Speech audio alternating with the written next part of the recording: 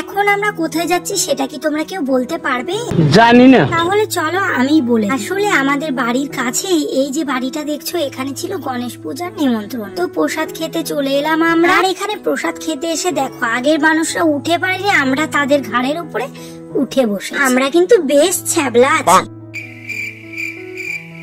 সঠিক বলেছেন। কেমন করেই হোক ওদেরকে উঠিয়ে তাড়াতাড়ি বসে তো পড়লাম। তো এদের মুখের অবস্থা দেখো। মুখের এই অবস্থার কারণ একটা, এখানে প্রসাদে ছিল ফ্রাইড রাইস, আলুর দম, খিচুড়ি, লাবড়া, রসগোল্লা আর পায়েস।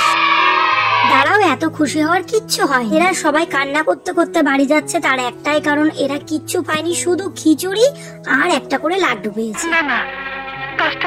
খাবার দাবার শর্ট পড়ে গেছিল তাই পাইনি। আর এখানে দিদিভাই কি পাগলামি শুরু করেছে দেখো।